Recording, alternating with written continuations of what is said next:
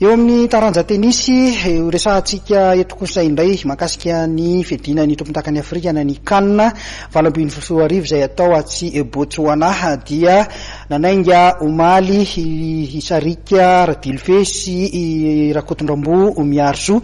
Ny fandehanan'izy ireto dia somary hafakely satria dia ny ray aman-dreniny no niantoka manontolo ny fandraisana anjaran'izy mianadahy ireto. Misy fanadihadiana iray ty arahantsika izay resaka izay.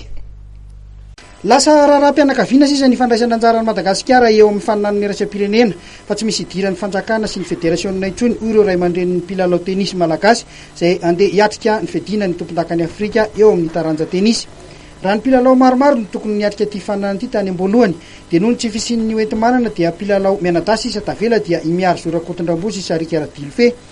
Hatreto dia sady tsy miheno azy ireo no tsy namaly ny fangatahan'ny atleta malagasy ireo tompona andraiky mpanjakana o ireo ray aman-dren'izy mianadahy. No ny fitiavana ity taranja tenisy ity nefa dia nanao ezaka goavana ny ray aman-dren'izy ireo mba hampandehanana ny zanany hiatrika izany fifaninanana izany. Vonina foana zay dia anao tsaratsara foana dia hiezaka andresy dia andeha lavitra indrindra. Mahasarotra kokoa satria lasa mieritreritra départ nefa alohan'izay ilay manao match du coup lasa éparpillé kely ny saina dia miampy ny stress. Misy akony tao aminareo ve zany le somary sahirakirana zany mbola tsy mitombona tsara ny saina hoe andeha sa tsy andeha amin'ilay fiadinan'ny tompon-takany Afrika? Rehefa mandeha dia mandeha dia rehefa tsy mandeha dia tsy mandeha zay. Raha mahay miaraka izay dia mifanampy dia zay fotsiny dia miezaka manao dia tsara mba hanampy an'ny ray sy ny ray. Efa mpandray anjara foana ianareo tany amin'ny sokajy zandry indrindra samba ve vao nisy izao hoe tsy scotch zao zany amin'ny compétition? Ie zay vao voalohany.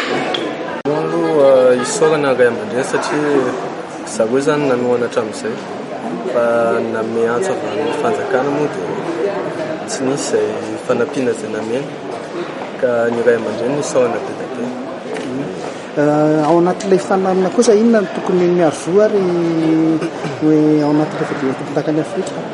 Anay sisa zao miezaka fa nomena anay daholo ny enti-manana tany amin'ny ray aman-dreny dia anay sisa manam-porofo ny fahaizanay sy amin'ny avy ny voninahitry Madagasikara. Ho anareo mianadahy zany dia hiatrika an'ilay compétition tsy misy mpanazatra aloha zany manaraka anareo fa onjononjonareo samy rery zany ny makany manahoana ny fiatrehana an'izay zany rehefa any toerana amin'ny lafiny rehetrarehetra mihitsy. Zay zao anisan'ny mety zay rery zao hoe tsisy coach zany amin'ny délégation Zimbabwe ka tsy maintsy mifanampy zay da amin'izay match mandeha sam'izay zany fanao coach sy ohatr'izany pendant match fanampy. Malasabotsy no niazo an'ny Botswana izy mianadahy izay natery ny ray aman-dreny ny tena antsiranam-piaramanidiny vato.